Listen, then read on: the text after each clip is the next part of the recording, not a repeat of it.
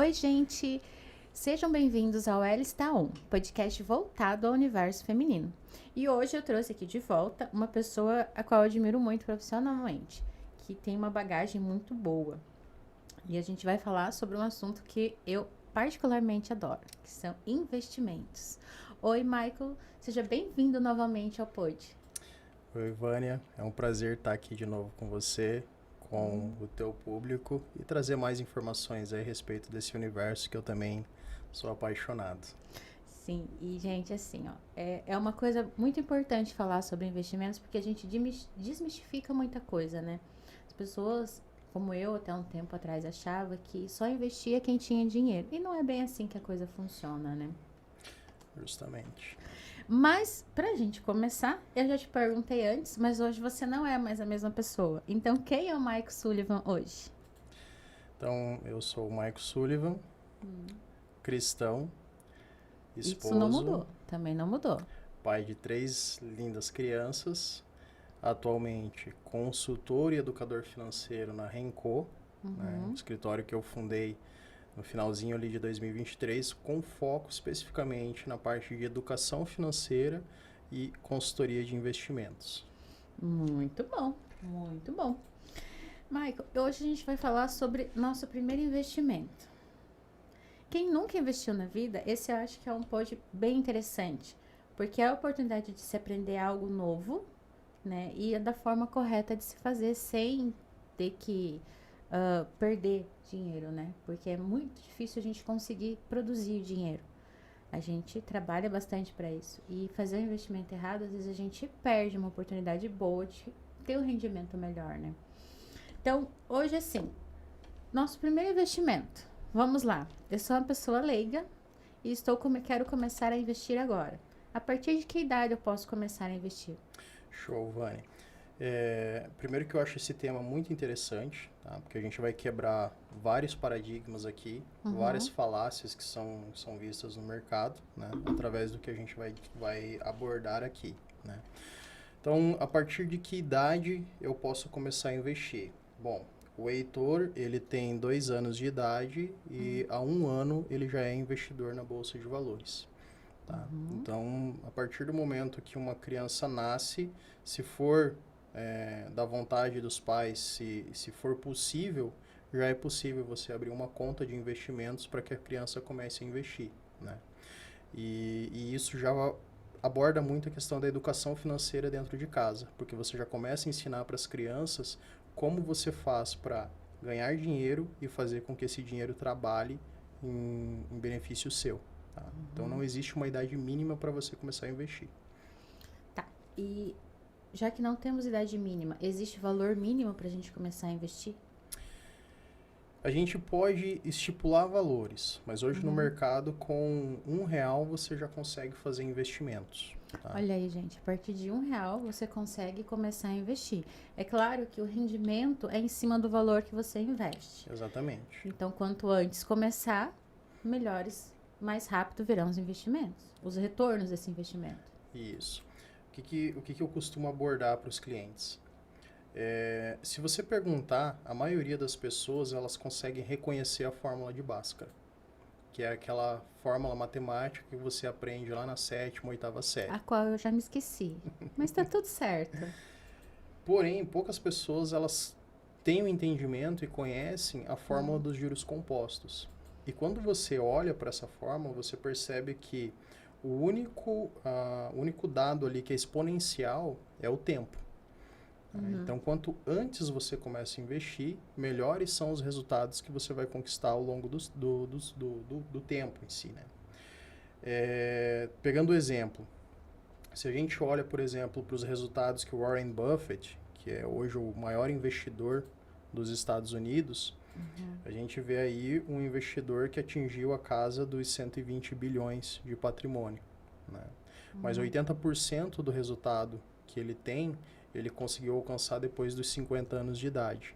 O Warren, ele começou a investir aos 15 anos de idade, né?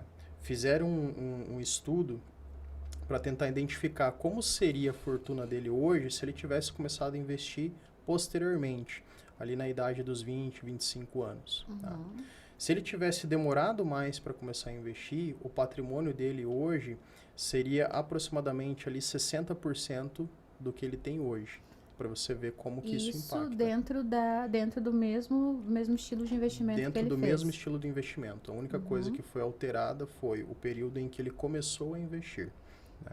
Tem até um exemplo, eu não vou lembrar o nome agora do gestor, mas é um gestor que, assim, nos últimos 10 anos, os resultados que ele teve com os investimentos dele batem a casa ali dos 60% de rentabilidade anual. Mesmo assim, mesmo ele tendo uma rentabilidade 3 vezes maior do que a média que o Buffett teve, ele ainda assim não conseguiu atingir o mesmo patrimônio que o Buffett conseguiu atingir. Então, isso mostra que a rentabilidade alta, ela não proporciona grandes resultados, como é a questão do investimento de longo prazo. Então, quanto antes você começa, melhores são os resultados que você consegue gerar através do acúmulo, entendeu? Sim. Porque isso se torna exponencial. Então, tudo é uma questão de tempo. Então, essa equação, ela depende muito do tempo, digamos Isso. assim. O tempo é o principal fator. Então, isso é importante. Então, assim, se você tem interesse, comece agora. Isso. E por onde eu começo? Vamos lá. Até complementando a tua última frase ali, né? O próprio Buffett, ele fala, o melhor momento para você começar a investir foi ontem. O segundo melhor momento é hoje, né? E por onde que eu começo? Eu acho que o principal fator, a primeira coisa que você precisa entender é o seu perfil, tá? E como que a gente vai entender esse perfil? Eu preciso entender primeiro qual que é o meu momento de vida, né? Eu estou no momento onde eu consigo assumir mais risco, eu consigo fazer melhores aportes, eu estou endividado, eu estou financeiramente desorganizado, né? Tudo isso vai refletir nos investimentos que você vai fazer. Então, o primeiro ponto é entender qual que é o meu momento de vida. Sim. O segundo ponto é você entender qual é o seu perfil de investidor, tá? E o perfil, eu digo que ele está atrelado a 3 fatores. Primeiro, conhecimento. Então, o que você conhece de investimentos para você começar a investir. O segundo está relacionado à capacidade de investimento, né? Quanto que você consegue aportar nos investimentos. E o terceiro ponto é o fator psicológico. O que você consegue assumir de risco sem se sentir mal com isso, tá? Então, isso aqui ele vai trazer o teu perfil de alocação, que é aquilo que a gente chama de conservador, moderado, agressivo, né? Então, são esses 3 fatores aqui que vão influenciar o teu perfil. E, por fim, quais são os teus objetivos, tá? Tendo a resposta para esses 3 pilares, você consegue definir aquilo que a gente chama de asset allocation, ou estratégia de investimento. E por que isso é importante antes de eu definir qual o investimento que eu vou fazer? Porque dependendo da sua estratégia, você tem produtos de investimento que vão fazer sentido para você ou não. Então, o que eu costumo dizer? Se você pega, por exemplo, uma mulher recém-formada, na casa dos 22 anos, que está começando profissionalmente, ela tem um perfil. E esse perfil é diferente, por exemplo, de uma mulher de 35 anos que tem filhos. E vai ser totalmente diferente de uma mulher de 50, 60 anos que já está com seus filhos criados. Então, cada uma delas vai ter um perfil diferente e isso afeta os produtos que você vai ter para investir, entendeu? Porque no primeiro caso, você tem uma capacidade de assumir riscos maiores, então investimentos como fundos imobiliários, ações, derivativos vão fazer um pouco mais de sentido para essa pessoa. E o último perfil já é um perfil que busca mais segurança. Então, vai fazer muito mais sentido para essa pessoa investimentos em renda fixa, como títulos públicos, um CDB, uma LCI, uma LCA, entendeu? Então, por isso que o primeiro passo é entender qual é o seu perfil, qual é a sua estratégia de investimento. Entendeu? Aí o teu objetivo, né? Que nem Exatamente. você falou. Não adianta eu investir, vou lá aplicar o dinheiro, ver o juro composto trabalhar. Juro composto é lindo trabalhando, porque é juros sobre juros, né? E ele vira uma bola de neve, é maravilhoso. Né? É o juro do cartão de crédito, né? Que é o juros sobre juros. Só que ao invés é o juro que joga ao teu favor. Que deu pagar o cartão. Isso. Ao invés de eu ter que bancar esses juros, não, ele que me banca. Né? Então é diferente. Isso é uma coisa que chama muita atenção. Tá. Vamos supor assim, que eu tenha... Vamos supor como público do podcast feminino, vamos usar um público feminino. Show. Então, nós temos uma mulher ali de entre 35 até 45 anos, que nunca fez um investimento, mas que quer se preparar para sua aposentadoria. Tecnicamente, hoje a mulher se aposenta com 65. Se ela depender do INSS, é um salário mínimo, certo? Certo. Então, como que ela poderia, ali na casa teria mais ou menos uns 20 anos para ela investir, para ela poder chegar na aposentadoria e ter pelo menos mais um pouco para complementar essa aposentadoria dela. Então, vamos pensar assim. Eu estou falando de uma mulher que ela tem ali aproximadamente 20 anos para atingir esse objetivo macro, que é a aposentadoria. Sim. Né? Ela não tem conhecimento nenhum de investimento, então nesse aspecto a tomada de risco tem que ser muito assertiva para ela. Né? Dependendo se ela tem dependentes ou não, isso vai influenciar um pouco, mas vamos considerar que ela tem um perfil conservador. Vamos considerar que ela tenha, nessa fase de idade, que ela ainda tem um filho adolescente. Show. Uma boa estratégia, tá? Primeiro ponto, vamos dividir um asset allocation aqui pensando em 3 fatores. Reserva financeira, tá? E aí a reserva financeira a gente trata tanto a questão emergencial e a questão de oportunidades. Então, ela precisa ter uma reserva que o ponto forte aqui seja liquidez e não a rentabilidade em si. Né? Nós vamos ter ali reserva de valor, que é aquele recurso que fica atrelado a ativos com um prazo mais longo e que protegem o capital contra a inflação. E vamos colocar um pouquinho de pimenta nessa carteira. Vamos colocar ali uma renda variável com ações pagadores de dividendos ou fundos imobiliários, tá? Você tem uma carteira já bem diversificada, trabalhando com três pontos aí, com 3 produtos bem interessantes. Na reserva financeira, o que vai ser interessante para ela? Vamos pensar que se eu quero tomar risco na outra ponta, eu tenho que reduzir ao máximo o risco na minha ponta de reserva financeira. Então eu vou trabalhar aqui com títulos públicos, pode ser um Tesouro Selic pós-fixado, né? Ou títulos bancários, tá? Pensando em títulos bancários, eu vou sempre considerar aquilo que a gente chama de rating, que é a classificação de risco da instituição. Então, como eu estou falando de reserva, eu tenho que buscar sempre instituições que sejam bem sólidas, que sejam solventes. Então, eu estou falando ali de instituições de classificação AAA. Tá? Tanto o título público quanto os títulos bancários, eles vão trazer maior segurança para a carteira, menor volatilidade. Tá? Então, isso aqui é um ponto muito importante, porque, consequentemente, eu consigo aumentar o risco na parte de renda variável sem impactar a carteira como um todo. Entendeu? Então, a gente tem que pensar que diversificação, ela não se trata apenas de você dividir os teus investimentos em vários produtos, porque ele vai afetar a rentabilidade, ele vai afetar a liquidez e ele vai afetar o risco. Entendeu? Okay. Então, o objetivo da diversificação é a gente atrelar tudo isso. Então, reduzo o risco nessa ponta, aumento a liquidez e diminuo também o potencial de rentabilidade. Porque o pós-fixado ele vai andar muito próximo ali a Selic e ao CDI. Tá? Se a gente olhar para o cenário de hoje, a gente está falando ali de uma Selic de 11,25%. Tá? Ao ano. Ao ano, com tendência de queda, porque ele acompanha essa tendência do mercado. Nesse meio tempo, eu posso colocar aqui também títulos atrelados à inflação. E aqui, especialmente, eu diria, vamos para títulos públicos. Por quê? Porque você tem o fato de estar atrelado à inflação. Então, a gente poderia trabalhar ali com o Tesouro IPCA. Né? E tem uma vantagem junto aqui, é que você pode trabalhar com a marcação a mercado. Nesse caso, eu já não oriento essa mulher a fazer investimentos em títulos bancários. Por quê? Porque dela teria que carregar isso até o vencimento. Na marcação a mercado, você tem uma vantagem que é, você tem oscilações no preço do ativo, entendeu? Então, você consegue surfar o que a gente chama de curva de juro futura. Né? E isso traz maior potencial de rentabilidade para a carteira.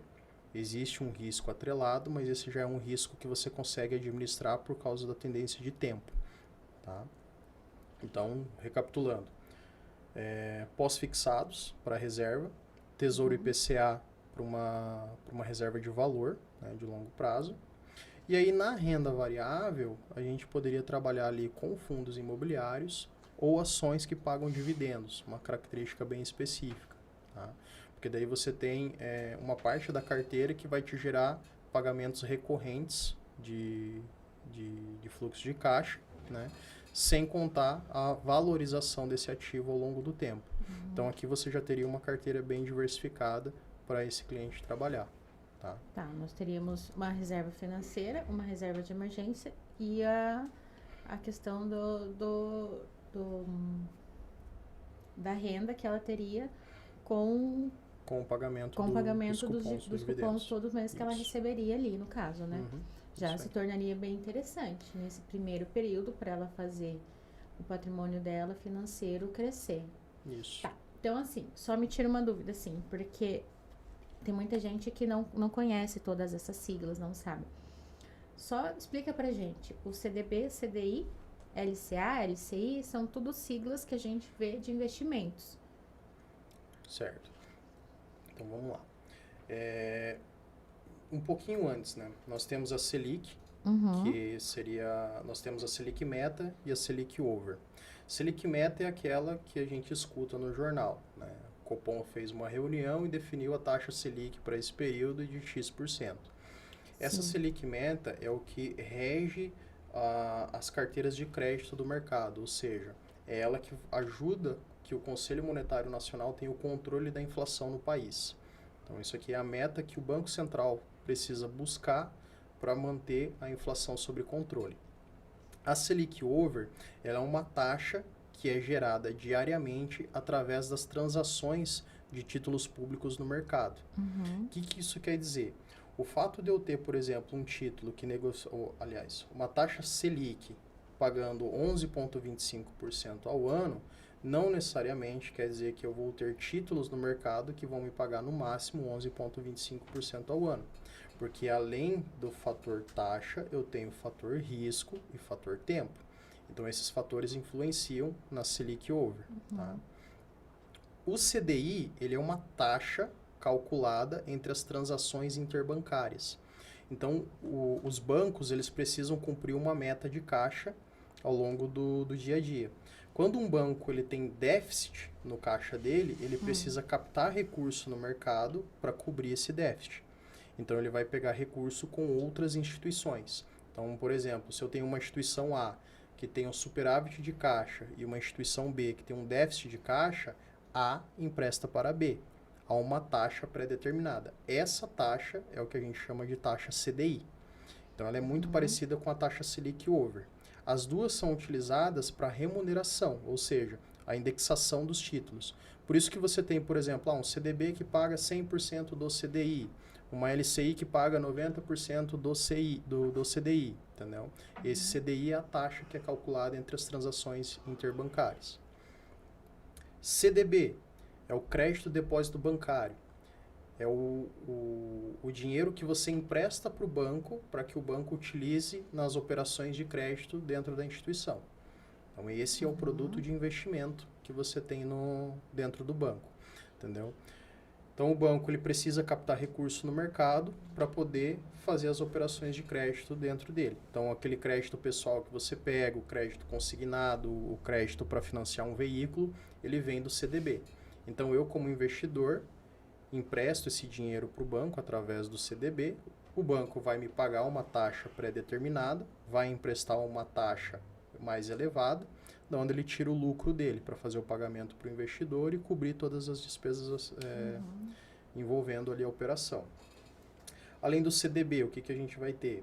As famosas LCI e LCA, né, que são as letras de crédito agrícola e crédito imobiliário. Aqui a gente já entende que esses dois investimentos eles têm foco específico. Então, a LCA ela é destinada para operações do agronegócio, então o lastro vem do agro. E a LCI é destinada para operações imobiliárias. Então, o lastro ele vem de imóveis. Tá? Por que a LCI e a LCA elas têm isenção do imposto de renda, que é o grande diferencial desses dois investimentos? Porque dentro da Constituição brasileira, o governo ele precisa dar subsídios para esses dois setores, o agrícola e o imobiliário. Como não há recurso suficiente para esses subsídios, uma forma de o governo dar incentivo para o setor é fazer a isenção do imposto. Então, por isso que esses títulos eles são isentos, para que os investidores façam os seus aportes ali e assim fomentem crédito para essas duas áreas. Eu não sei. Essa é uma visão que eu tenho. Me corrija se eu estiver errada. Se eu fizer um CDB ou um LCA, um LCI, eu vou estar emprestando dinheiro ao banco para que ele empreste para as outras pessoas de volta. Seria mais ou menos por aí. É isso. É isso. Quando a gente fala de renda fixa, Vânia, a gente tem que entender que a gente está falando de crédito. Você está emprestando dinheiro para alguém para que esse alguém faça algum tipo de operação. Então, se eu compro, por exemplo, um Tesouro Selic, um título público, eu estou emprestando dinheiro para o governo. Se eu estou comprando um CDB, uma LCI, uma LCA, eu estou emprestando dinheiro para o banco. Se eu comprar uma debênture, um CRI ou um CRA, eu estou emprestando dinheiro para uma empresa. Então, é um mercado de crédito. Eu estou emprestando dinheiro para alguém. E é importante você ter esse entendimento de que você está emprestando dinheiro para alguém, porque daí você começa a entender certas análises que precisam ser feitas. Por quê? Você não vai emprestar dinheiro para qualquer um a qualquer taxa. Não é aquele teu cunhado que vai chegar pedindo dinheiro no final do ano emprestado. Exatamente. Né? Você vai ter que avaliar aonde você vai colocar esse dinheiro, qual a instituição que você está colocando, as taxas, os riscos, né? Tudo isso. Exatamente. Então, por isso que eu falo assim, o investidor iniciante, ele tem o hábito de fazer o quê? Ele entra no site da corretora, ele vai lá na opção renda fixa, clica em organizar por da maior taxa para menor. Então, ele seleciona qual que é a maior taxa dentro do período que ele está disposto a manter o dinheiro e aí faz o investimento. O que ele não analisou aqui? O risco que essa empresa pode trazer para ele. Quanto maior a taxa, maior o risco. Em tese, quanto maior a taxa, maior o risco. Exemplos que eu já vi acontecendo, né? 2022, 2023. Nós tínhamos instituições financeiras ali com taxas acima de 16% ao ano, né? Pré-fixado 16% ao ano, 18% ao ano. Se você fizer o cálculo, você percebe que a 18% ao ano de taxa de remuneração, em 5 anos você dobra o teu patrimônio. Então, se você colocar 50 mil nesse investimento, em 5 anos você tira 100, né?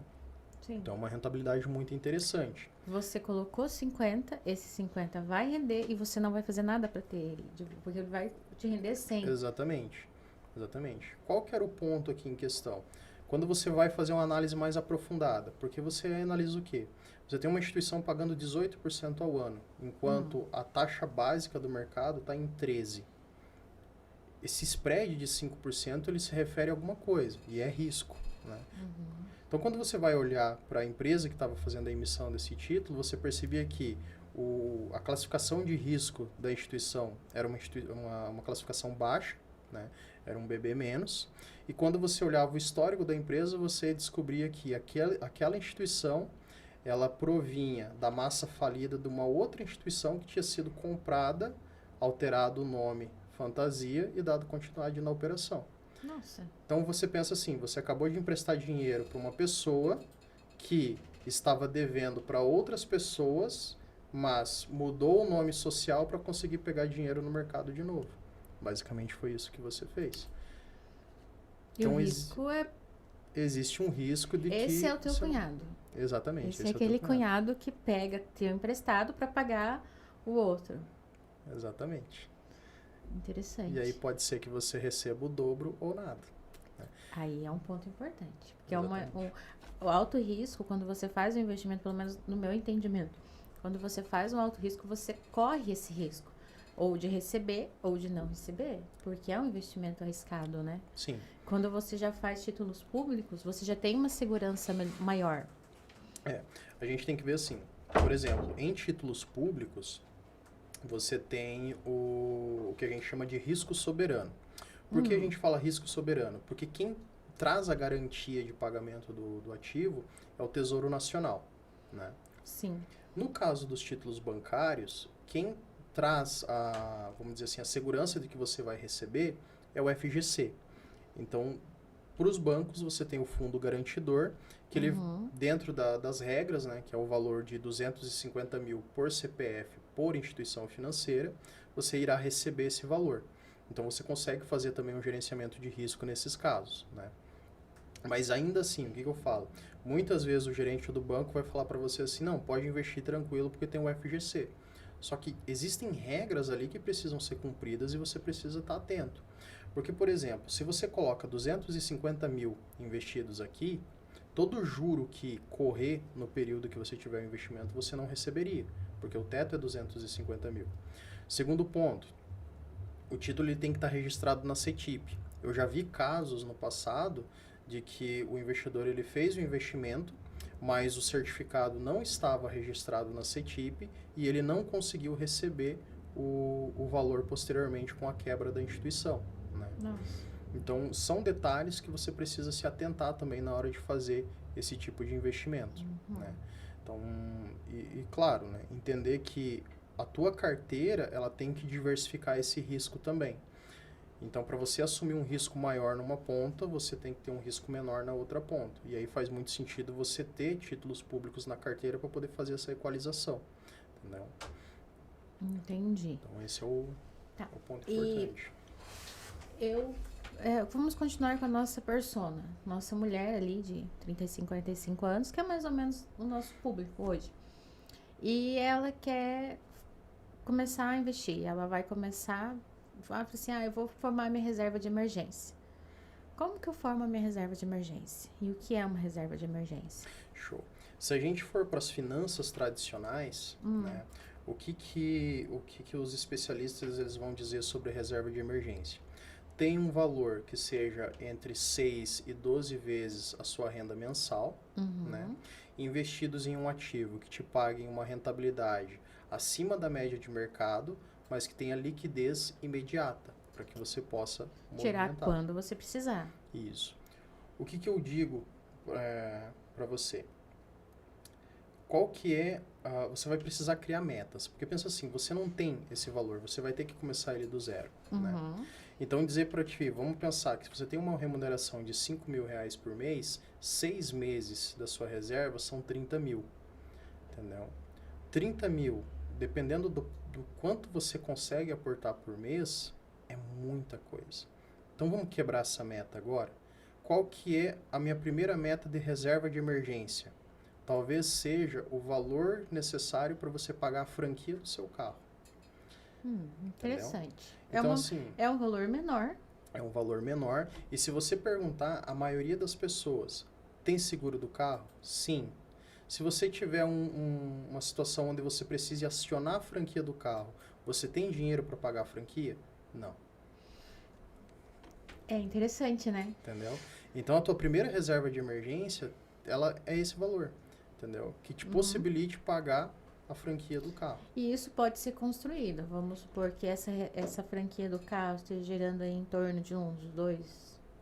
Vamos pensar ali, 3 mil de franquia. 3 mil de né? franquia. Eu consigo fazer aportes, vamos colocar ali, 5 mil, R$500 por mês. R$500 por mês. Tá?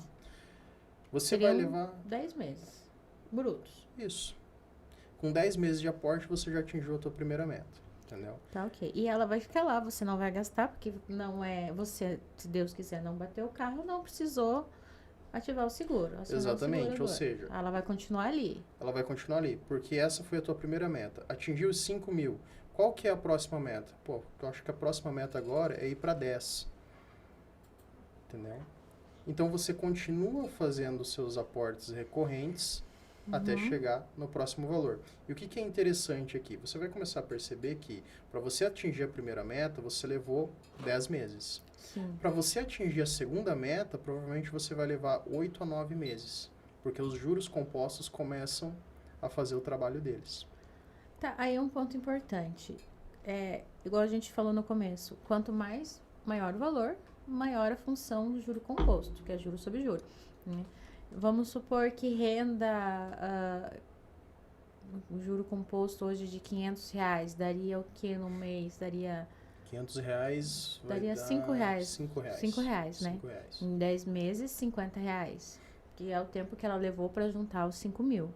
Só que esses R$50, eles não são R$50. Eles são mais. Porque ele não é 5 todos os meses. O primeiro mês é 5, porque dos primeiros 30 dias é 5. No segundo já vai ser 1.000 mais os 5 e mais o juro dos 1.000. No terceiro vai ser 1.500 mais o primeiro 5 e mais o segundo juros. Então, você vê que os juros, ele vai trabalhando por você. E quanto maior o dinheiro que você tem investido, que você tem ali aplicado, no final, às vezes ela nem vai levar os 10 meses. Às vezes pode ser que ela leve 9 meses. Isso, diminui. Para conseguir em função dos juros. Isso, ó, pegando um exemplo que está bem claro na minha cabeça, porque foi um planejamento que eu fiz semana passada. Uhum. O tempo necessário para você atingir 100 mil reais, fazendo aportes mensais de 500 reais, é de 10 anos. Então, se todo mês você colocar 500 reais no investimento, em 10 anos você atinge 100 mil. 100 mil em 10 anos. Em 10 anos. Dos 100 para 200 mil, se você manter o mesmo aporte de 500 reais, você vai levar 7 anos. Ou seja, o juro composto nesse período, ele já te antecipou 3 anos de aporte para você dobrar a primeira meta. O juro composto realmente é lindo, que nem diz a Natália Cury, né? É fantástico ver ele trabalhando. O primeiro foram 5, o segundo foram... O primeiro foi 10, o segundo foi 7. Foi 7, entendeu? O terceiro, aproximadamente ali 5 anos, você ganha mais 2 anos, entendeu?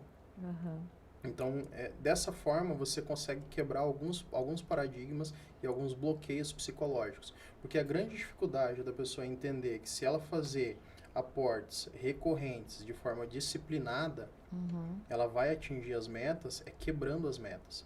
Entendeu? Hoje a gente vê muita gente falando assim, para atingir o seu primeiro milhão. Só que o primeiro milhão, ele está muito longe. Você entendeu? Agora, quando você quebra a meta, você percebe que não está tão longe assim. Vamos diminuir, né? Entendeu? Você, ao invés de atingir o primeiro milhão, vamos atingir os primeiros 5 mil ali. Isso. E aí depois a gente vai para a próxima. Tá, consegui o dinheiro do seguro do carro. Agora vamos pro seguro da casa, digamos assim. Se eu tiver que acionar a franquia, mais tanto. Então, eu vou trabalhar em cima disso. Exatamente. E, como se diz, uma reserva de emergência é uma reserva de emergência. Isso. O que a gente precisa entender assim, reserva financeira, ela vai servir para duas coisas. Emergência. O que é uma emergência? Bati o carro, preciso acionar o seguro. Isso é uma emergência. Sim. Preciso fazer um exame médico de última hora. Isso é uma emergência. Entendeu? Então, a gente precisa ter claro que emergência é uma situação de emergência. Não é para pegar esse dinheiro e viajar. Não é para pegar esse dinheiro e gastar em festa. Entendeu? Sim, aí são outras coisas. São outras coisas, entendeu? E aí são coisas que a gente vai tratar também dentro do planejamento, dentro da estratégia, né? Então, o primeiro passo, construiu a reserva de emergência, vamos pensar agora em objetivos de médio prazo, né? Objetivos de médio prazo seria uma viagem, por exemplo. Pode ser uma viagem, pode ser a compra de um imóvel, pode ser a compra do carro, entendeu? São objetivos que você precisa de pelo menos 3 anos para você atingir resultados, entendeu? E aí você vai ter produtos de investimento onde você vai trabalhar esses aportes, né? E aí você vai pensar em investimentos um pouco mais longos, investimentos com um pouco mais de risco, porque você consegue trabalhar esse risco dentro da curva de tempo. Entendeu? Ok. Tá. Fiz a minha reserva, tá lá bonitinha. Agora estou fazendo as minhas metas. Eu quero viajar, eu quero fazer uma viagem curta dentro do Brasil, todo ano, tirar uma semana de férias. Beleza, vou fazer uma aplicação específica para isso. Correto? Você pode... depende muito do perfil, tá? Você pode fazer essa aplicação nos mesmos investimentos que você faz, por exemplo, para a tua reserva de emergência ou para investimentos mais de longo prazo, né? Mas tem pessoas também que elas precisam ver que, não, esse aqui é para esse objetivo. E aí a gente vai trabalhar com investimentos diferentes. O exemplo, eu tenho uma cliente onde nós fizemos o asset dela. Ela tinha um objetivo de curto prazo e tinha o objetivo da reserva de emergência, né? O mesmo produto de investimento cabia para os dois. Só que ela precisava saber que, não, esse valor é para isso e esse valor é para isso. Eu preciso separar as coisas. Então, eu vou trabalhar produtos diferentes, mas com características semelhantes. Então, eu posso ter, por exemplo, um Tesouro Selic para minha reserva de emergência e trabalhar com um fundo de investimento de renda fixa para viagem, por exemplo. Tá, ok. Entendeu? E, tá, estamos lá trabalhando nessas... Na verdade, eu pergunto pra você. Tem gente que diz assim, mas eu prefiro pagar a viagem parcelado pra agência do que guardar o dinheiro. Qual a diferença? Show. Vou dar uma diferença bem legal aqui. Hum, Se você pegar R$ 50 hoje, aplicar num investimento que te pague aí 1% ao mês, daqui 10 anos, esses R$ 50, eles se transformaram em R$ 170, aproximadamente. sim. Tá? Nossa, é muito pouco, né? Uhum. Só que se você pegar os mesmos R$ 50 de empréstimo para você realizar um sonho, esses R$ 50 que você pegou emprestado, eles vão custar para o teu eu do futuro de 10 anos aproximadamente R$ 975. Uau! Então vamos lá. Se eu for pagar hoje, parcelado, para uma agência, ou pegar um dinheiro emprestado no banco e fazer um financiamento para eu poder viajar, quer dizer que eu vou estar pagando, obviamente, eu vou estar pagando mais caro. É uma diferença muito grande. É uma diferença muito De grande. 170 para 900.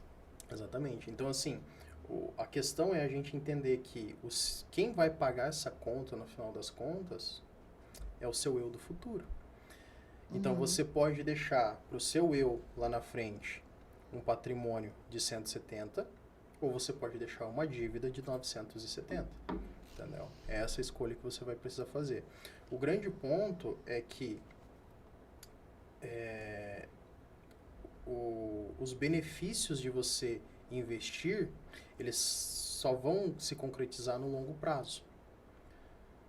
Então você sente a dor hoje, porque você não consegue realizar os sonhos, mas precisa seguir disciplinadamente. É tipo uma semente. Você vai plantar hoje, ela vai ter que crescer, germinar, crescer, para depois ela florescer e dar o fruto. Exatamente. Então, o investimento, tecnicamente, seria a mesma coisa. É isso. Você soa hoje para preparar a terra, plantar, adubar, tirar os matinhos, digamos assim, cuidar, regar, tá ali sempre cuidando, para que amanhã depois tenha os frutos.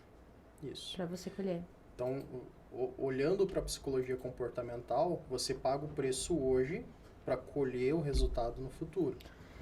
O oposto, você tem os prazeres hoje, ou seja, você vai viver aquele sonho, você vai realizar aquilo que você quer, mas você vai pagar o preço no longo prazo. Entendeu? Nós temos o brasileiro que ele tem um perfil bem imediatista. E pós-pandemia e com o boom da internet, que é uma coisa que não vai diminuir, é a questão de querer tudo para ontem. Quando a internet está devagar, você reclama que está devagar. Mas eu vim de uma geração que não tinha internet. Diferente da minha filha, que cresceu com a internet na mão. Entende? Então, a gente sabe que ficar sem internet é ruim? É. Mas a gente sobrevive, certo? E o que eu digo é o seguinte, às vezes a pessoa, ela pensa assim, mas eu quero viver o conforto de comprar um carro agora, então eu vou financiar. Mas ela não faz a conta de quanto esse financiamento vai custar. Na verdade, não é nem só o financiamento. O que a maioria das pessoas, elas não contabilizam é que você tem a parcela do carro, você tem o seguro do carro, você tem os impostos, você tem manutenção, tem vários fatores aqui que influenciam. A gasolina. Entendeu? Além de tudo isso, tem uma coisa que a gente chama de custo de oportunidade. Esse dinheiro ele podia estar alocado em alguma outra coisa, te gerando um benefício a mais. Então, eu preciso contabilizar isso também. Tá? Quando você contabiliza tudo isso e joga para o longo prazo, você percebe o impacto que isso traz. Então, é aquela coisa assim, antecipar sonhos vai te trazer prejuízo futuros. Entendeu? Então, o sonho que você antecipa hoje se torna pesadelo amanhã. Isso é fato, é bíblico, entendeu?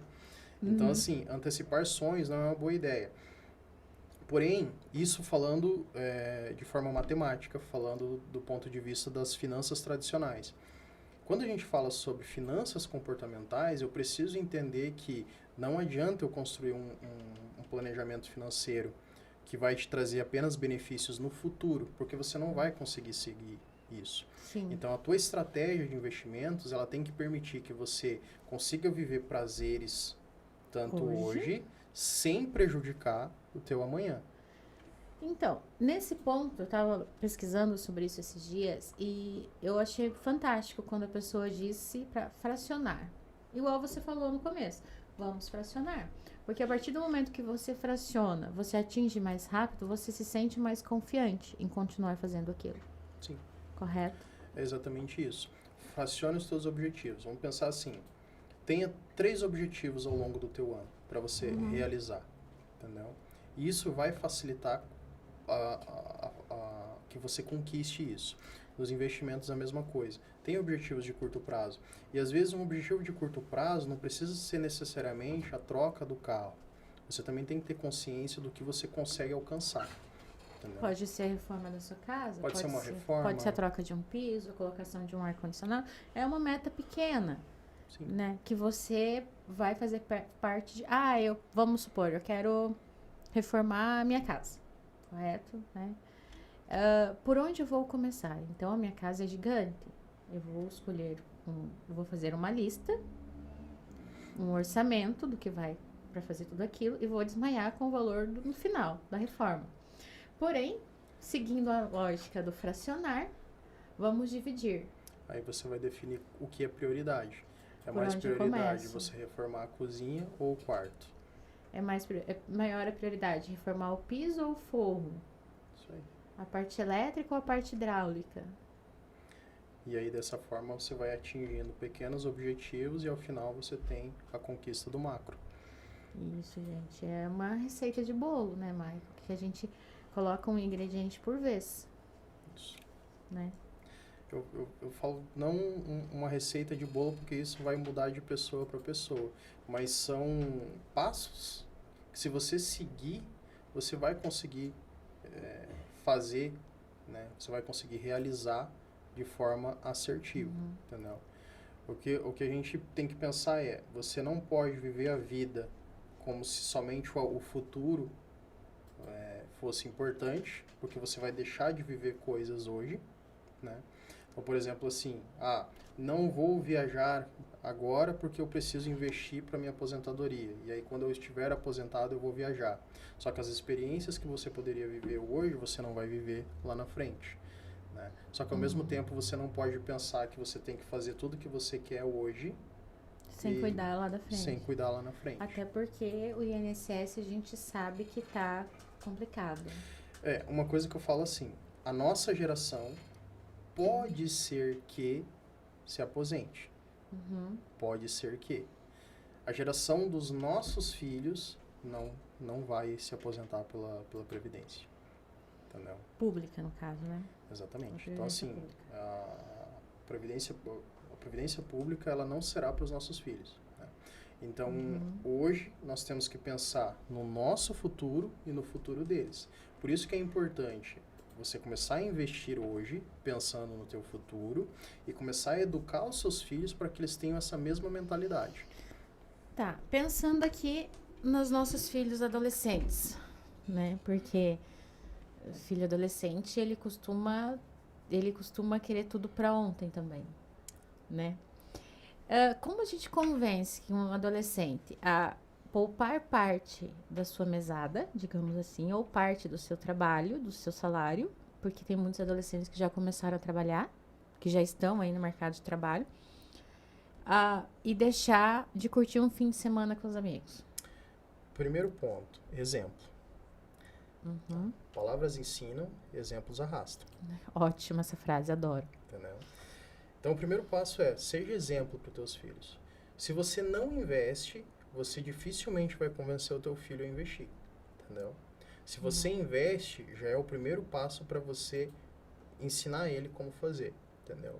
O segundo ponto é saber definir objetivos junto com eles, entendeu? Adolescentes, crianças, de uma forma geral, elas são imediatistas. Como você sabe, eu tenho 3 filhos. Um tem 15 anos, um tem 9 e outro tem 2, né? Cada um deles eu vejo que tem um perfil diferente. Até uma vez eu fiz uma brincadeira com os dois mais velhos, né? Foi numa Páscoa, nós fomos numa loja, eu dei R$ 25 para cada um e falei, vocês podem comprar o que vocês quiserem dentro da loja. O mais velho, ele é objetivo.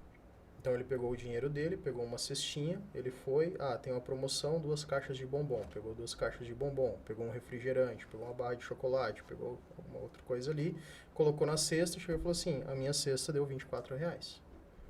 Ok. Né? O segundo, nós ficamos 30 minutos na loja, a única coisa que ele tinha pego foi as 2 caixas de bombom que estavam na promoção. E quando eu falei, João, escolhe o que você quer, ele olhou para mim e falou assim, mas é tudo caro. Com R$ 25 eu não vou conseguir comprar o que eu quero. Hoje. Entendeu? Uhum. Quando eu olho para a carteira de investimento dos dois, o Andrew, ele precisa ter uma carteira que impossibilite ele de sacar o principal, mas dê a possibilidade dele ter pagamentos recorrentes. Entendeu? Ele sabe que é importante investir, ele sabe que isso gera retorno, mas ele também quer curtir o curto prazo. Então, por exemplo, a carteira dele tem fundos imobiliários porque geram pagamentos recorrentes. O João, se você falar para ele assim, se você deixar esse dinheiro aqui por 1 ano, no final você vai ter X% de rentabilidade, ele vai deixar esse dinheiro por 1 ano, porque ele está interessado na rentabilidade. Então, a carteira dele tem uma composição diferente. Já o Heitorzinho, que nesse momento não entende nada com nada, a carteira dele é uma carteira básica, onde tem ETFs e título de renda fixa. Né?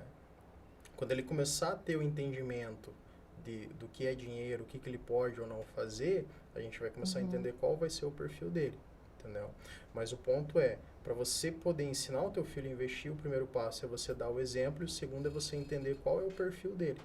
Porque se ele é imediatista, você precisa dar um gap para ele também. Porque se ficar para o longo prazo, ele se desmotiva e vai parar de investir. Mas se ele sempre vê que aquilo dá frutos e que ele pode colher frutos maiores no longo prazo, isso vai começar a motivar ele. Entendeu? Sim. Até tem um dado interessante. O ano passado foi feita uma pesquisa. Hoje, a geração dos nossos filhos, a geração Z, eles começam a investir mais cedo. Então, diferente da nossa geração, eles investem mais cedo. Porém, eles assumem mais risco e têm mais facilidade de cair em golpes financeiros. Entendeu? Então, é uma questão do perfil deles. Mesmo eles sendo imediatistas, eles têm essa consciência da importância de se investir. Isso é legal, né? Que tá mudando bastante essa consciência em relação a investimentos. Tem muita gente falando sobre isso, né? Sim. Acho que o ponto primordial é esse. Hoje a informação, ela tá mais aberta. O problema é a qualidade da informação, o que é passado para as pessoas. Então, hoje não é mais uma questão de onde eu vou conseguir essa informação, mas qual que é a qualidade, qual que é a assertividade e confiança. Isso é importante. Michael, quando a gente fala em investimentos, locais para investir, bancos grandes, bancos físicos, que a gente entra, tipo Banco do Brasil, Caixa, Bradesco, Santander, são bancos físicos, né? Eles têm todos esses investimentos ou só bancos ou só corretoras que têm todos esses investimentos? Porque normalmente corretoras são virtuais. Sim. Né? Bancos tradicionais, o grande forte vai ser renda fixa, porque o objetivo deles é captar recursos. Sim. Então, se você pega uma Caixa, um Banco do Brasil, eles vão ofertar esse tipo de investimento porque o que eles querem é captar esse recurso para usar na operação. Posso fazer investimentos através de um banco? Pode. O que você tem que se atentar é que nem tudo que é indicado para você ali, de fato, é interessante para você. Por isso que eu falo que é importante você entender qual é o teu perfil, quais são os teus objetivos, para quais investimentos você vai direcionar o teu dinheiro. O que eu sugiro é abra conta em corretoras. Baixa o aplicativo, abre a conta, mexe, fuça, entende como que é o sistema. Faça pequenos testes, pequenos aportes, que a gente tem fundos imobiliários a partir de R$10. Sim. E aí você vai testando, eu comprei esse fundo imobiliário. Deu, não deu? Tá. Vai para outro. Isso, porque assim, abrir uma conta em corretora não tem custo nenhum. Então você pode abrir quantas contas você quiser, para você testar a plataforma. Porque o primeiro ponto é, você tem que ter tecnologias que te atendam, Sim. você tem que ter um suporte de qualidade que te ajude em situações de dúvida ou problemas que você vier a ter. E o terceiro ponto são os custos que você tem com as operações. Então, você vai ter instituições que, por exemplo, vão te cobrar uma taxa para você negociar com ações. Outras instituições não. Existem instituições que cobram um spread sobre operações de renda fixa, outras não. Então, às vezes, você vai ter, por exemplo, conta na corretora A, onde você vai operar ações e fundos imobiliários. Na corretora B, você vai operar renda fixa. Na corretora C, você vai operar fundos de investimento, entendeu? Então, você não precisa concentrar tudo num lugar só. Veja as opções e aquilo que traz mais vantagens para você dentro daquilo que você precisa operar. Tá. Entendeu? E aquelas famosas caixinhas que a gente vê em alguns bancos, principalmente os virtuais? É interessante para você começar, porque ela te dá uma noção daquilo que a gente conversou, né? Esse dinheiro é para isso, esse dinheiro é para isso. Entendeu? Então, isso te ajuda no teu planejamento de curto prazo. Entendeu? Tipo, eu posso ter ali 3 caixinhas, uma de curto prazo, uma de médio e uma de longo. Sim. O rendimento dela não é... Não, hoje vai estar na faixa ali de 90%, 100% do CDI. Não é um rendimento muito alto. Então, você tem que pensar que isso é para você criar o hábito de investir. Tá? Para você perder o medo. Isso. O único ponto que eu trago de alerta é verifica qual é o tipo de investimento que está atrelado a essas caixinhas, tá? Porque às vezes você está fazendo investimento achando que é uma coisa que não tem risco nenhum, mas por trás você tem ali um tipo de ativo que, se tiver alguma oscilação, algum problema no mercado, pode te trazer prejuízo, tá? Isso aconteceu no início de 2023, quando a gente teve o caso da Americanas. Tinha alguns bancos digitais que tinham essas famosas caixinhas, mas os investimentos que eram atrelados ali tinham indexação com ativos de crédito privado. Então, a Americanas caiu, o mercado de crédito corporativo ele teve uma caída de forma geral e isso impactou os investimentos. Bem interessante. Então, o ideal é que a caixinha seja com investimento do próprio, ou do governo, pelo FGC. Na verdade, assim, ou título público. Ou título público. Que é do governo, né? Sim. Ou título bancário, CDB. Especificamente o CDB ou o RDB, que ambos vão ter a questão ali do FGC, né? Pós-fixado, que reduz e muito a marcação a mercado. Porque o grande risco da renda fixa é isso, essa marcação que os títulos têm. Tá? E geralmente eles vão ocorrer em pré-fixados, em híbridos, atrelados ao governo ou atrelados a empresas. Então, é aqui que mora o risco da operação.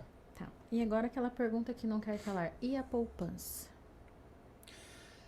Olha, mano, eu vou falar assim... A poupança não é mais o que era Nunca foi, na verdade, né? Na verdade, assim, o que acontece? Por que as pessoas elas investem tanto na poupança? Porque ele é um investimento tradicional, entendeu? Todo mundo conhece poupança. Sim. Né? Só que se a gente for parar para analisar, por que as pessoas investem na poupança? Porque é um investimento seguro. Porém, eu tenho um Tesouro Selic, título público, que ele tem a mesma característica. Ele Mas também é tem o seguro. histórico do governo confiscar as poupanças, né? Que a gente já passei por essa fase do governo confiscar a nossa poupança. Show. Isso daí até remete ao porquê que o FGC foi criado, né? Então, assim, eu já vi muito profissional do mercado falar assim, o risco da poupança é o governo confiscar o seu dinheiro, né? Porém, em 2001, o Congresso aprovou uma lei que proíbe, né, que o governo ele faça confisco de poupança no mercado financeiro. Essa lei eu não conheci, mas da mesma forma que ele criou, ele pode criar um adendo. Claro, ele pode criar um adendo e pode remover essa lei. Sim. Tá? Mas vamos entender agora da onde que surgiu o FGC. Né? Então, você teve o governo Collor, que confiscou as poupanças, né? E as pessoas ficaram com medo de investir, porque se eu colocar meu dinheiro ali, o governo vai tomar. Então, os bancos eles precisavam criar uma forma de garantir uma segurança para o investidor para conseguir fazer captação de investimento para fazer suas operações financeiras. Porque se eu não consigo captar recurso, eu não consigo operacionalizar no mercado de crédito. Então foi criado o FGC, o Fundo Garantidor de Crédito. O que é o FGC? De uma forma leiga de explicar, ele é uma seguradora, né? Então, as grandes instituições financeiras, elas fazem aportes mensais para garantir que exista uma reserva de caixa, e essa reserva de caixa, ela garante as operações financeiras no mercado.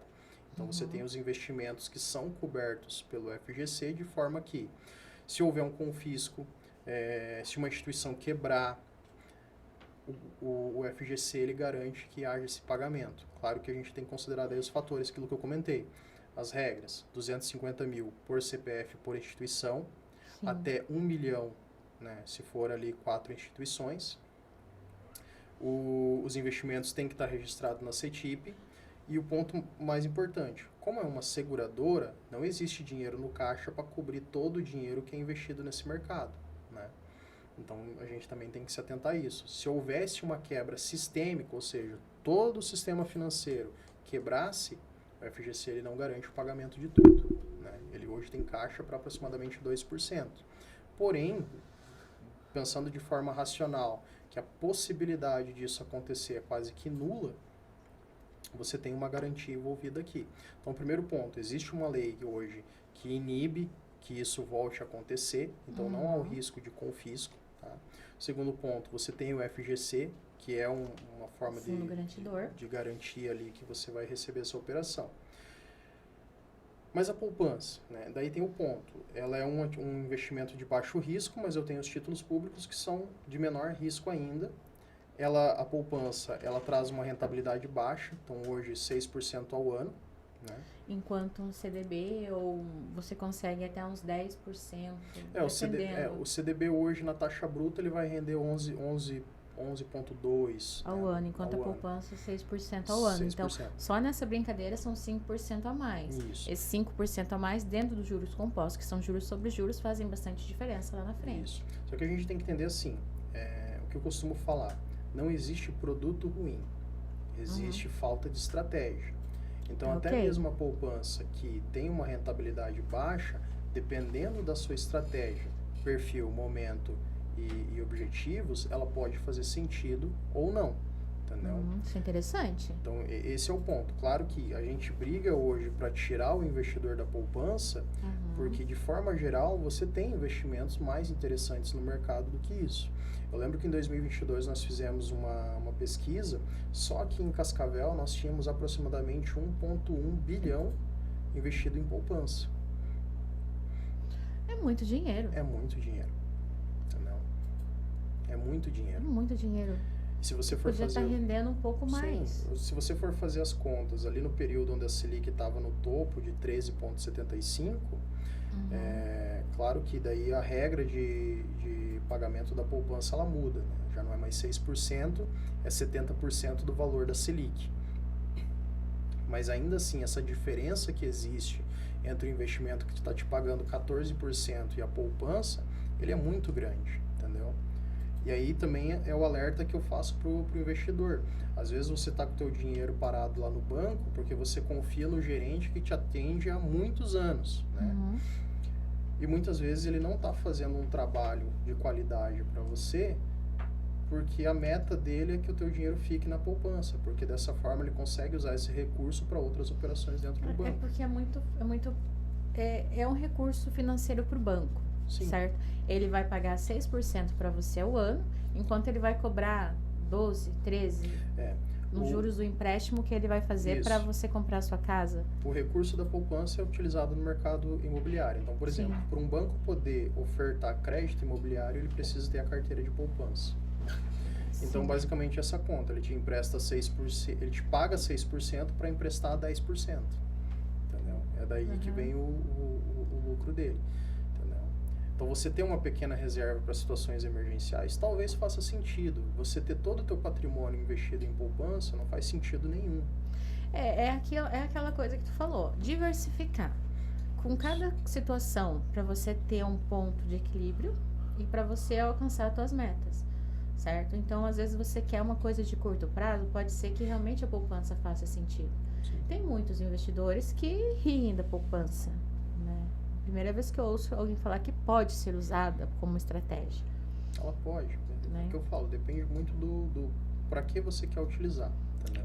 Mas quando você pega um CDB e compara com a poupança, o CDB ganha em termos de juros, né? Em todos os sentidos. E ele também tem liquidez imediata, né? Você também vai conseguir liquidez imediata, você tem uma taxa muito melhor. Uhum. A única diferença é que ele vai ter o imposto de renda e a poupança não vai ter esse imposto de renda. Né? Se fosse fazer um comparativo, pelo que eu substituiria a poupança? Tesouro Selic. Entendeu? O fato vai te dar um pouco mais de trabalho porque você precisa operacionalizar esse investimento. A poupança ela já é feita de forma que não te dê trabalho. Entendeu? Sim, ela já provavelmente, muitos já estão atrelados à conta. Exatamente. Aí você só faz uma... Mas é interessante, porque da mesma forma que você pode fazer uma programação automática e mensal com o teu gerente do banco para ir um valor X específico todo mês para poupança, você pode fazer para o Tesouro Selic. Pode.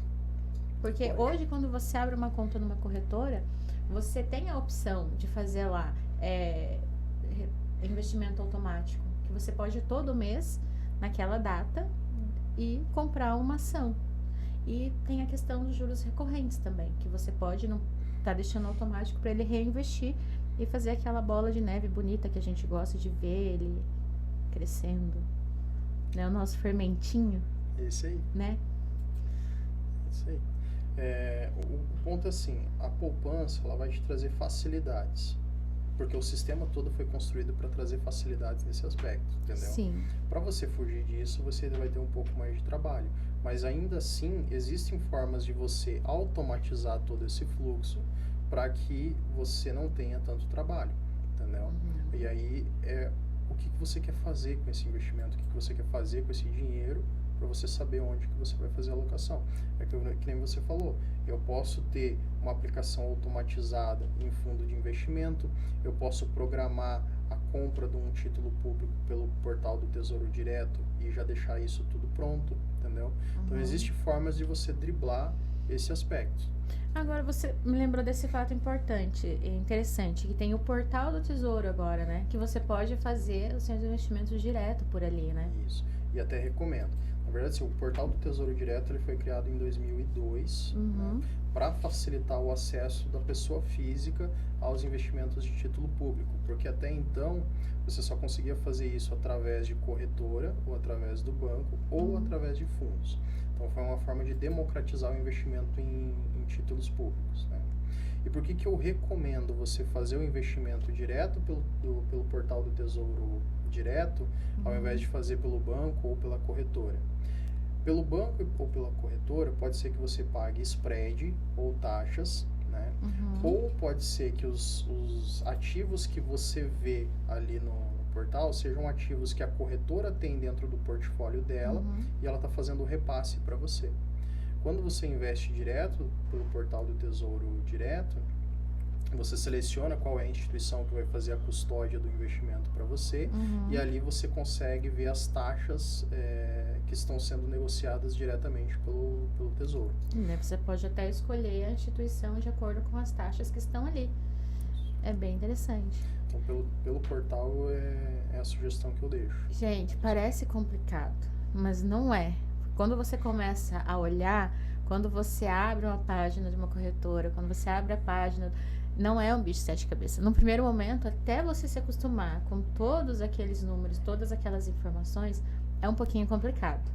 Mas aí, o que eu recomendo para vocês? Peguem aquelas siglas, anotem, procure uma pessoa que nem o Michael, que é consultor, ou pergunta pro Google. Né?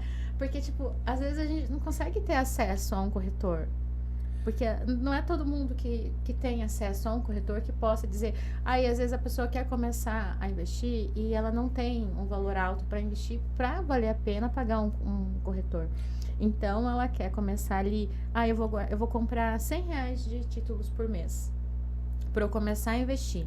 Desses 100, eu vou pegar 50 para minha reserva e os outros 50 eu vou dividir em 25 para uma meta a médio prazo e 25 para uma meta a longo prazo. Ok? São R$100 que você vai começar a investir todo mês. E é possível começar com R$100. Né? O último curso que eu dei sobre fundos imobiliários, por exemplo, eu liberei para o pessoal que estava no workshop uma carteira com 5 fundos imobiliários que você investe a partir de R$50, entendeu? Então, hoje, com R$50, você já tem uma carteira diversificada de fundos imobiliários que vão te render ali aproximadamente 10% ao ano, entendeu? Isso só de dividendos, entende? Então, assim, o valor mínimo é aquilo que eu falei no começo. Com R$1 você já consegue fazer investimentos, porque existem fundos, existem ativos de renda fixa com baixo valor, né? Sim. Com R$50 você já consegue fazer um investimento mais diversificado. Um exercício bacana que eu deixo pra galera é acessa o portal do Tesouro Direto. Você vai entrar no Google, vai digitar Tesouro Direto, aí você vai clicar no primeiro link que aparece lá, vai abrir o portal do Tesouro. Vai na opção Simular. Você vai selecionar qualquer ativo, pode ser um Tesouro Pré, um Tesouro Selic, um Tesouro IPCA, né? Ali ele vai te dar as opções, quanto que você quer ter no futuro ou quanto que você quer fazer de aporte mensal.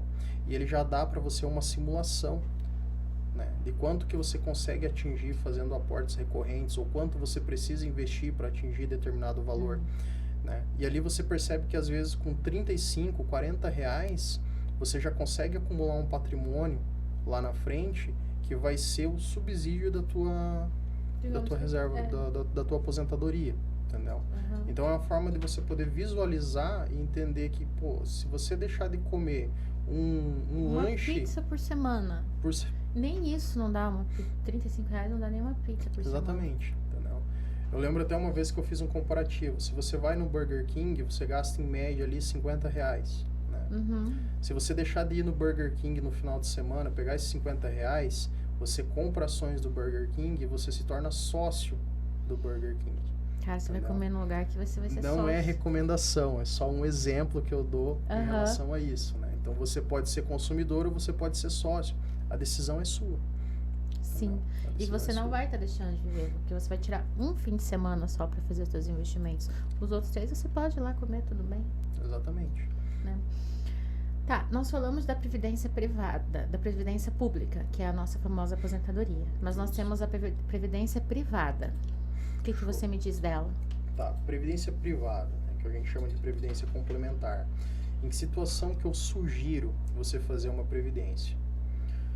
Ou para um planejamento de sucessão patrimonial, tá? Ou seja, eu tenho os meus filhos, quero ter um planejamento aqui que se aconteça alguma coisa comigo, eles tenham acesso a um valor já de antemão que não passe pelo processo de inventário, né? Então eu posso utilizar a previdência privada por essa estratégia. Segundo, planejamento tributário. Então, se eu faço a declaração do imposto de renda completa, eu consigo fazer o abatimento na base de cálculo de até 12% se utilizando de previdência privada, tá? Então, essas são as duas melhores utilizações de previdência, tá? Para aposentadoria, faz sentido eu ter uma previdência? Depende muito do fundo que você vai escolher. E hoje eu digo para você que praticamente 95% dos fundos que negociam em mercado entregam menos que a rentabilidade do CDI. Tá? Eu já peguei casos onde o cliente tinha um fundo de previdência com 2 milhões aportados rendendo 60% do CDI. Entendeu? Então, se o objetivo não for sucessão, se o objetivo não for planejamento tributário, faça uma carteira diversificada. Renda fixa, ações, para você pensar na tua aposentadoria. Tá? Então, via de regra é isso. Quer dizer que previdência é ruim? Não, é aquilo que eu falei. Dependendo da tua estratégia, você tem um produto que faz sentido ou não. Sim, então, gente, fica aí mais uma dica para vocês. Então, em via de regra, só pra gente recapitular, nós temos que saber onde estamos e onde a gente quer chegar. É isso. Nós temos que saber o nosso perfil de investidor, qual a nossa capacidade naquele momento de investir. É R$10 por mês? Não importa, é R$10 por mês. Vai demorar mais tempo? Vai, mas o importante é você começar. Se você começa hoje, você vai se autoeducando para esses R$10, lá na frente fica mais fácil para você tirar 100 ou um pouco mais. E os nossos objetivos. Nós temos que ter metas e objetivos bem claros para saber por que a gente está guardando aquele dinheiro e para que a gente está guardando aquilo. Eu falo assim, você pode investir sem objetivo nenhum. Porque guardar dinheiro, se a gente pensar de forma prática, é alguma coisa simples. Mas se você tem o porquê, Ele tem mais sentido. ele tem mais sentido. E você tem mais responsabilidade em cima daquilo, certo? E assim, às vezes é difícil a gente guardar. Tem pessoas que têm dívidas. E é normal, muitos brasileiros estão endividados ainda, né? Então, resolva as tuas dívidas e invista, porque os juros da dívida é maior ainda do que os juros pagos pelo investimento. Exatamente. A dívida que você tem hoje é o que vai corroer todo o teu patrimônio do teu eu do futuro. Exatamente. E o ponto importante saiba usar o teu dinheiro de forma assertiva. Tá? Aquele exemplo que eu dei, se você guarda R$50, você tem acumulado em 10 anos 170. Mas se você pega R$50 emprestado, você está deixando uma dívida de 900 para o teu eu do futuro. Então saiba usar de forma assertiva, né? E busque entender o que te motiva realmente na parte financeira. É aquilo que nós falamos quando nós fizemos nosso primeiro episódio, né?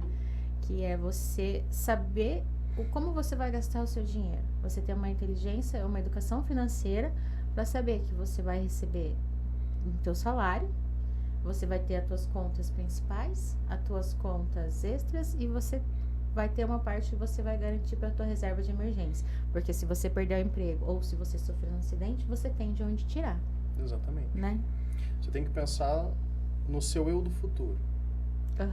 E aí você decide se você quer que ele pague o pato ou ele tenha uma boa vida.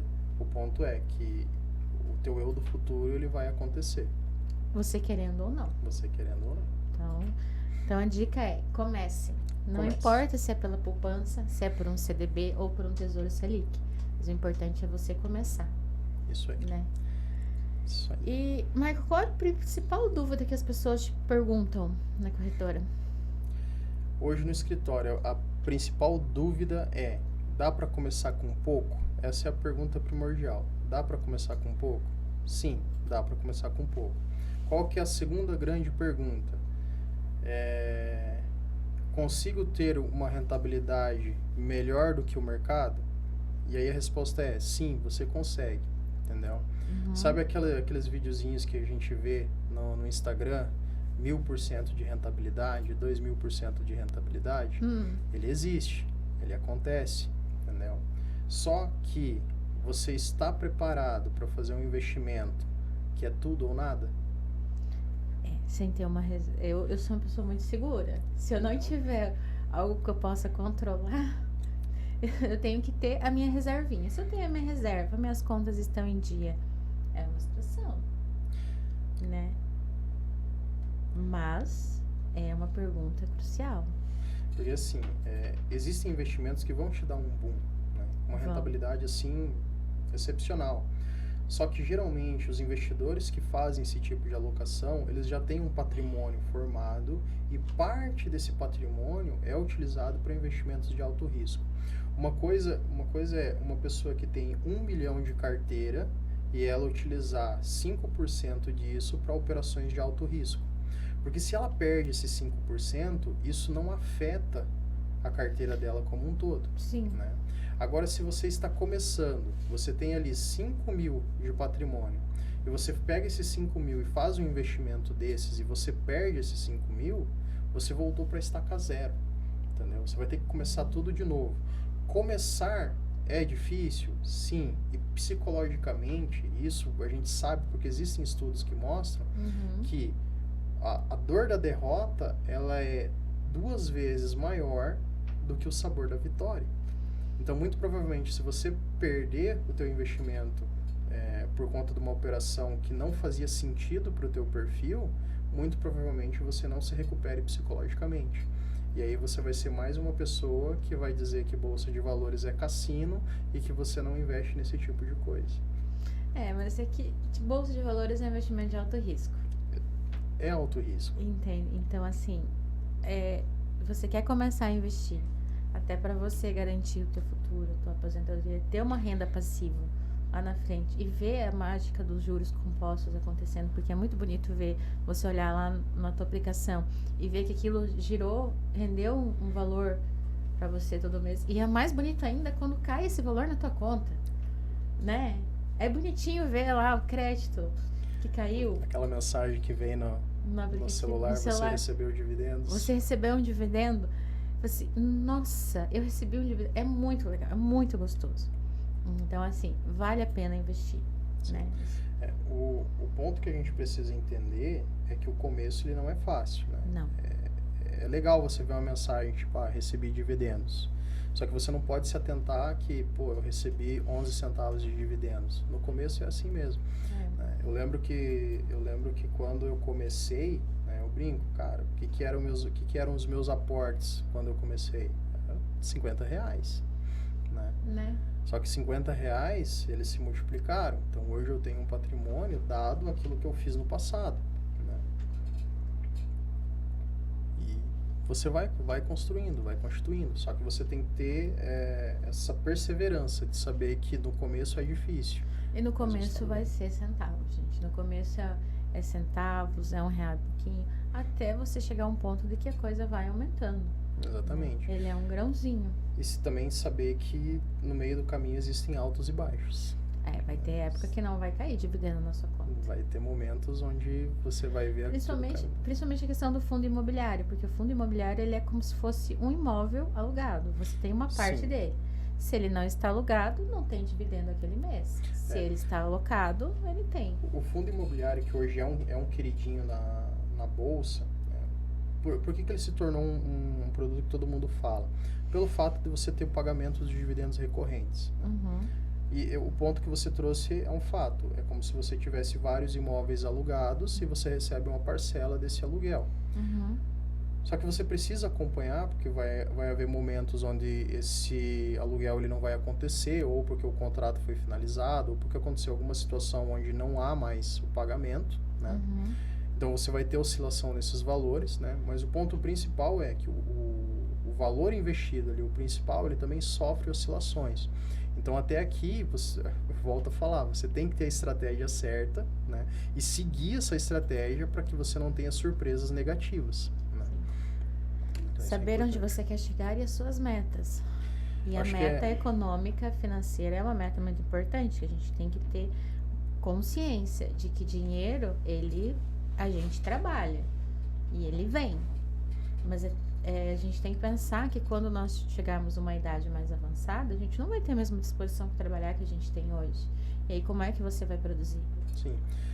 Então, o que eu falo assim, eu não, né? O próprio Warren Buffett, ele fala, mais arriscado do que você investir em ações é você trabalhar 40 anos para viver de aposentadoria. Entendeu? Então, esse é um risco maior ainda, né? Tem outra frase dele que eu acho fantástica, que é: se você ainda não ganha dinheiro enquanto dorme, muito provavelmente você vai ter que trabalhar até a morte. Entendeu? Muito profundo isso. E isso te traz alguns sensos de realidade, no sentido de que eu preciso me preparar para o meu amanhã. Então, como que eu vou fazer isso? Investimentos é uma forma de fazer. E aí até um ponto, né, que é importante a gente falar. Às vezes nem todo mundo, eu tô falando de R$50, né? Não é um investimento muito alto. Mas às vezes a gente sabe como que é a realidade do Brasil. E às vezes a pessoa ela não vai ter R$50 para ela investir num CDB, num tesouro que seja. Né? O que se torna investimento então nesse caso? Investimento se torna aquilo que você faz para aumentar a sua capacidade produtiva, para que você aumente a sua renda, para que assim você possa fazer investimentos, entendeu? Então, até isso a gente precisa colocar aqui, se você faz um curso e esse curso proporciona um aumento na tua remuneração, isso foi um investimento. Sim. Se você abre um MEI e através desse MEI você está prestando serviços ou vendendo produtos que te geram uma renda, que você possa fazer um realocamento para fazer com que essa empresa cresça, esse é o teu investimento, entendeu? Então, a gente tem que também quebrar esse paradigma de que investimento é mercado financeiro. Não necessariamente. Educação é investimento. Tá? Abrir uma empresa é um investimento. Né? Se a gente olhar para o conceito econômico do que é investimento, né? O conceito ele diz que tudo aquilo que você abre mão hoje em prol de um benefício maior no futuro, isso é um investimento.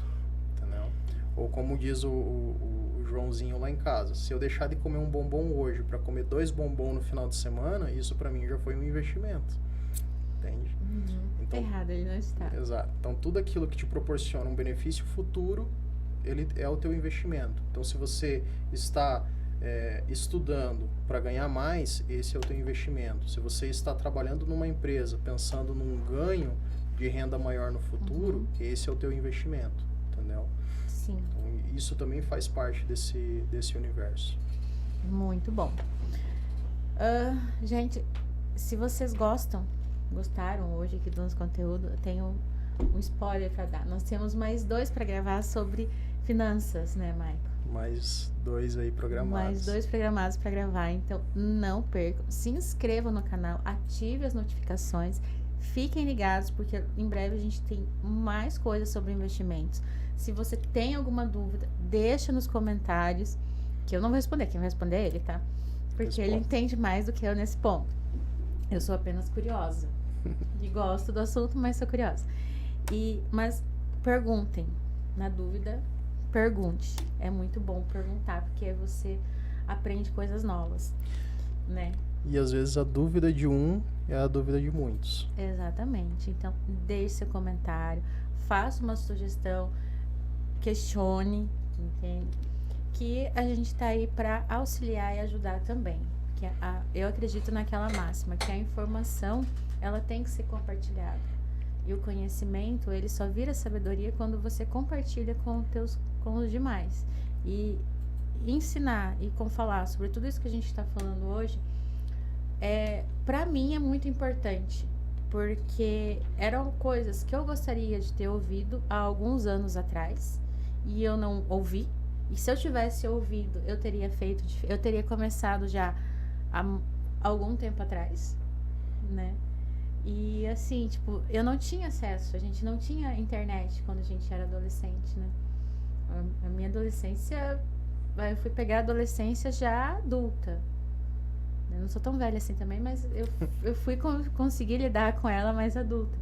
Mas ela traz muitas coisas boas pra gente. E essa informação sobre finanças e investimentos é muito libertador pra gente conhecer e aprender.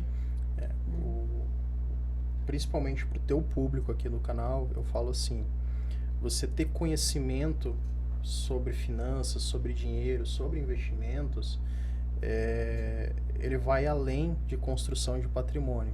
Vai. Ele é a compra da tua liberdade. Compra da tua liberdade. Tem muitas mulheres que se ficam presas a relacionamentos, presas a situações, justamente por não entender essa questão financeira, por não saber lidar com isso. A própria educação financeira, né? A gente vem falando disso há pouco tempo. Tem que ser mais falado, né? Para trazer mais liberdade, mais segurança e mais autonomia para essas mulheres, né? É isso mesmo. Maicon, muito obrigada por ter vindo hoje. É sempre um prazer enorme te ter aqui e conversar com você sobre muitas coisas. A gente sempre agrega muito valor. Cara, eu que sinto o prazer de estar aqui mais uma vez, compartilhando conhecimento, falando sobre uma coisa que eu adoro mesmo.